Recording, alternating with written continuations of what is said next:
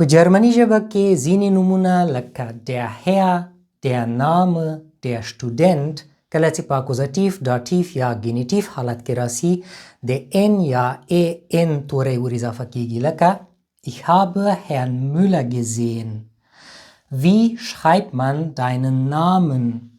Ich kenne den Studenten.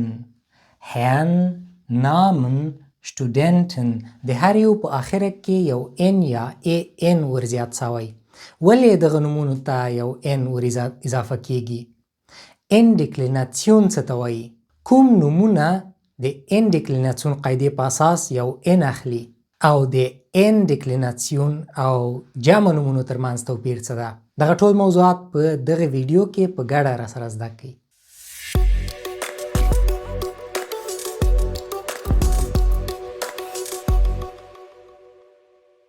په جرمني ژبه کې ځینې نومونه په اکوزاتیف، داتیف او گینیتیف حالت کې د n یا an توری اخلي. دغه قاعدې ته د n ډیکلیناسیون قاعده یا قانون وایي. د بیلګې په ډول دلته نومونه لرو نومیناتیف حالت کې لکه der Herr ښاغلی، der Name نوم، der Student زده کوونکی، der Kollege ملګری یا همکار. کله چې دغه نومونه په اکوزاتیف، داتیف یا گینیتیف حالت کې کارو باید یو n یا an ور اضافه کو. der Herr کېږي den Herrn، dem Herrn یا des Herrn. der Name کېږي den Namen، dem Namen، des Namens. گینیتیف کې بیا یو s هم ور اضافه کېږي. دا ځینو نومونو ته ور اضافه کېږي چې د ویډیو په آخر کې زده کوو چې کومو نومونو ته s ور اضافه کېږي. نو حتما ویډیو تر آخره پورې وګورئ.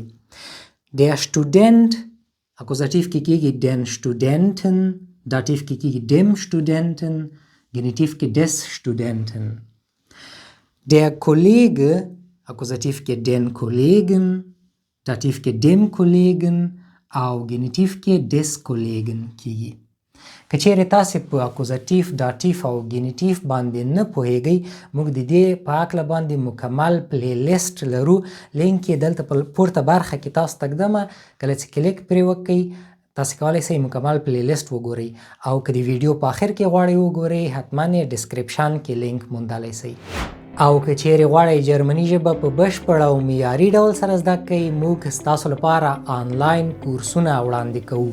د هرې کچې لپاره که چیرې لیک او لوست مو نوي زده د A0 کورس کې داخله کولی شئ. که چیرې زده مو وي د A1 او که چیرې څه ناڅه جرمني ژبه مو زده وي د A2 او B1 کورسو کې داخله کولی شئ. د داخلې لپاره د خپل موبایل یا لپټاپ په براوزر کې ولیکئ deutschmitzarif.com. لاندې راسئ او د کورسونو په بټن کلیک وکړئ. د خپل خوښې کورس وټاکئ او په آنلاین ډول داخله وکړئ. کورس په بشپړ ډول آنلاین ده او له مخکې چمتو شوی کورس ده. هر څوک کولی شي په هر وخت کې چې غوښتي وي داخله وکړي او هر وخت چې خوښه وي درس ووایي. د درس لپاره تاسې درسي اپلیکیشن، کتاب، کورنۍ دندې، تمرینونه، ویډیوګانې او پاډکسټونه لرئ. تاسې سره په درس کې هیڅ څوک نه وي. تاسې په تنهایی او په خپله خوښه باندې درس ویلی شئ. اوس نو بیرته خپل درس ته راګرځو. کوم نومونه د n یا an توری اخلي؟ یوازې هغه نارینه نومونه چې په دغه لاندو تورو پای ته رسیدلي وي د n یا an توری اخلي. نارینه نومونه چې په a باندې پای ته رسیدلي وي لکه der Junge، der Name، der Affe، der Kollege یا حتی der Afghane. هغه نومونه نارینه نومونه چې په ant پای ته رسیدلي وي لکه der Student، der Patient، der Assistent، der Präsident. هغه چې په and او at باندې پای ته رسیدلي وي لکه der Praktikant، der Lieferant، der Doktorand، der Automat. هغه نومونه چې په ist باندې پای ته رسیدلي وي لکه der Tourist، der Polizist، der Spezialist، der Journalist. له دغې کټګورۍ څخه پرته دغه نومونه هم د n ډیکلیناسیون په قانون کې راځي لکه der Herr، der Mensch، der Nachbar، der Pilot، der Prinz, der Bär, der Bauer, der Depp, der Idiot, der Narr, der Fürst, der Held. یو څو نمونه دي چې کله ګینیټیف حالت کې راسي نو یوازې ان نه اخلي بلکې د ان سربیره یو اس هم اخلي. هغه دا نمونه دي: Der Name des Namens, der Friede des Friedens, der Glaube des Glaubens, der Gedanke des Gedankens, der Buchstabe des Buchstabens. د ان ډیکلیناسیون موضوع ډیر اسانه ده، نو راځئ چې یوازې په یو څو جملو کې مثالونه کار کو. Der Lehrer lobt den Studenten. ښوونکی د زده کوونکي تعریف کوي.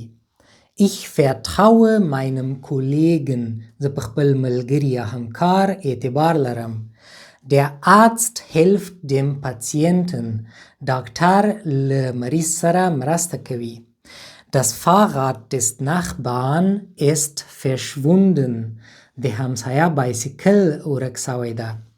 Der Professor unterstützt den Praktikanten. پروفیسور له زده کوونکي سره څخه حمایت کوي یا مرسته کوي. Die Geschichte des Menschen ist faszinierend. د بني آدم کیسه ډیره په زړه پورې ده. په یاد ولرئ چې د ان ډیکلیناسیون کارول په لیکلو کې ډیر ضروری وي. حتما باید مراعات سي. خو په خبرو اترو کې ډیری وخت نه ویل کیږي، نه مراعات کیږي. نوی زده کوونکي چې کله د ان ډیکلیناسیون له موضوع سره مخ سي فکر کوي چې دا نوم د جمع حالت کې راغلی، خو داسې نه ده. ان ډیکلیناسیون د جمع حالت سره توپیر لري. لکه نومیناتیف حالت کې موږ لرو der Herr.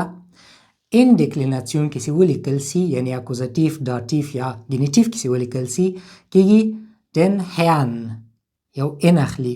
خو جمع حالت یې ده die Herren، د ډي آرټیکل ورته راځي. ښاغلی، ښاغلي. دا هي بیا په استثنایی ډول یو اضافه ای هم اخلي. der Name ان ډیکلیناسیون کې کېږي den Namen، او په پلورال یا جمع حالت کې کېږي دی نامن، د ډي آرټیکل اخلي ځکه جمع نومونه ټول د ډي آرټیکل اخلي. Der Student په ان ډیکلیناسیون حالت کې اکوزاتیف کې den Studenten کېږي، خو پلورال حالت بیا دی Studenten ده یعنی د ډي آرټیکل ورته راځي. په دغه جملو کې وګورئ ښه به په توپیر پوسئ. Ich sehe den Studenten، زه هغه زده کوونکی وینم. Ich sehe die Studenten، زه هغه زده کوونکي وینم. مفرد، جمع. که ستاسې د نومونو د جمع کولو قاعدې نه وي زده نو دغه ویډیو در سره هرومرو وګورئ. دا اوس موږ او تاسې د ان ډیکلیناسیون درس. هیله ده له دې درس نه مو ډېر شیان زده کړي وي. که مو چینل نه وي سبسکرایب کړی حتما یې سبسکرایب کړئ. ویډیو در سره لایک کړئ، خپلو ملګرو سره یې شریکه کړئ. تر بل درس پورې چې زه ظریف سنګر ستاسې په خدمت کې حاضرېږم، تاسې په لویه بښونکي خدای سپارم.